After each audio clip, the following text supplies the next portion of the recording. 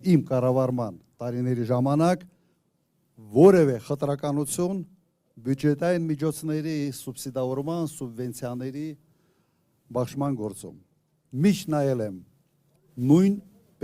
նույնանման, որպես Հայաստանի Հանրապետության նվիրված քաղաքացիներ եւ չեն կարող երբեք մոռանալ ձեր մասնակցությունը նաեւ պատերազմներին։ Ուղղակի չի եղել երբեք, որ լսենք, որ եզդիներից որևէ մեկը բանակում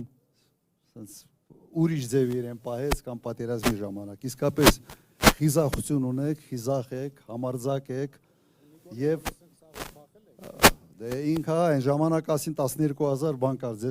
ձեզերծիր կար, եթե չեմ սխալվում կինն էր ասում։ Ուրեմն դրա համար մեծ շնորհակալություն ձեզ, մեծ շնորհակալություն։ Եվ պետությունը պետք է ամեն ինչ, որ դուք իսկապես ընկալեք Հայաստանը որպես ձեզ միակ եւ անբաժանելի եւ ամենից լավ եւ հարազատ հայրենիքը։ Սա մեր պարտականությունը պետք է լինի եւ դա անելու ենք։ Հիմա մի քիչ ավելի sense լոկալ հարցերի վերաբերյալ ինձ ասացին, որ նաեւ բավական խնդիրներ կա անասնապահության հետ կապված։ Դուք պիտի ինձ հուշեք, արդյոք կան հիմա սուբսիդավորման ծրագրեր, թե չկան, այն ժամանակ մենք անում էինք նման կարգի ծրագրեր խրախուսելու համար։ Եվ եւս ինձ ասացին, որ այս համայնքում կա դպրոց մեծ խոշորացված համայնքում կա դպրոցների փակման նաեւ խնդիր։ Փակման մասին է խոսքը։ Ուրեմն այստեղ հայտարարում եմ, այդ process-ը կաղնացնելու ենք։ Մեր Դաշինքի մոտեցումը հետևյալն է։ Նույնիսկ եթե գյուղում կա 5 երեխա, այդ գյուղը պետք է ունենա դպրոց։ Հենց դպրոցը գյուղից հանեցիր,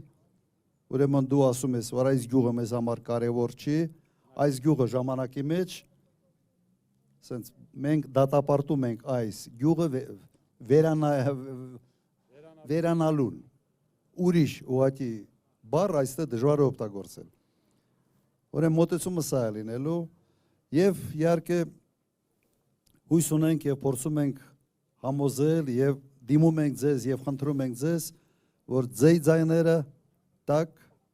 հունիսի 7-ին Հայաստան դաշինքին։ Ընդունում եք սա։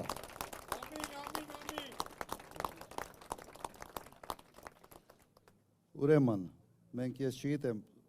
ձեր մոտ ոնց ընդունված է կարգախոսները հնչեցնում ենք։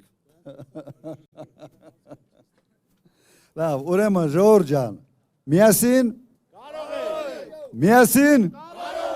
միասին ուրեմն հունիսի 7 համար 17 հունիսի 7 համար շնորհակալություն